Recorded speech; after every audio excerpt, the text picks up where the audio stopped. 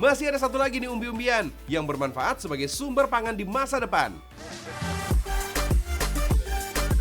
Nah, ini dia fams, umbi porang yang dimaksud.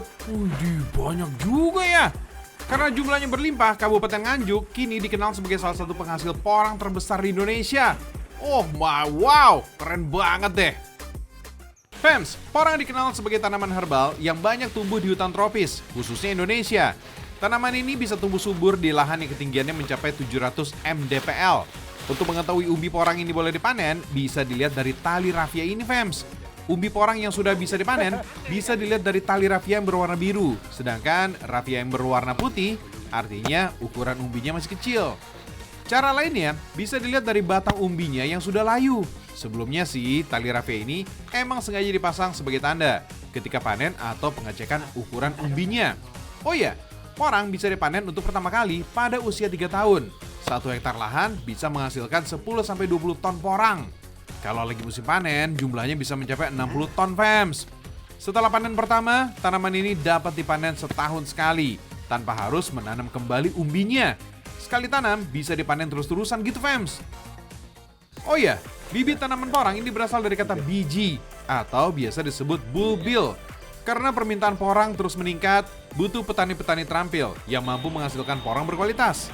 Untuk perawatan tanaman porang ini juga lebih gampang. Nggak perlu dialiri air terus-menerus, cukup gunakan pupuk organik dan minim hama.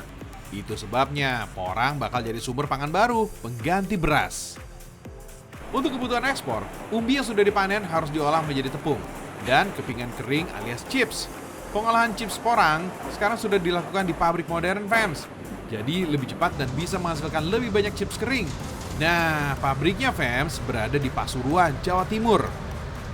Dari panen, langsung cuci bersih semua umbi porangnya. Supaya mudah, proses ini memakai bantuan mesin semprot fams. Lalu, potong porang dengan mesin serut, yang mirip dengan serutan es. Selanjutnya, proses pengeringan yang dilakukan di bawah sinar matahari. Proses pengeringan ini dilakukan selama 1 minggu, agar teksturnya kering. Kalau cuaca lagi jelek, proses penjemuran ini dilakukan dengan atap plastik atau menghindari hujan. Kalau dilihat sekilas, mirip kayak keripik singkong fams. Tapi chips umbi porang ini nggak bisa langsung dimakan karena rasanya pahit. Selain itu kandungan oksalat di dalamnya ini bisa bikin tenggorokan terasa gatal. Jadi, chips porang ini masih harus diproses agar rasanya enak di lidah. Di negeri tirai bambu, chips ini akan dibikin tepung porang sebagai bahan baku makanan seperti shirataki, jelly, bahkan kosmetik. Di Indonesia, tepung dan chips porang memang belum populer. Tapi ada 2 produk yang dihasilkan fams, yaitu mie dan beras. Yap, berasnya bukan dari padi loh, tapi dari tepung porang yang diolah dengan teknologi canggih, sehingga bentuknya mirip seperti beras. Pas banget kan untuk orang Indonesia yang berasa belum makan kalau bukan nasi? FYI ini, pabrik yang mengolah shirataki jadi beras tiruan ini satu-satunya di Indonesia loh.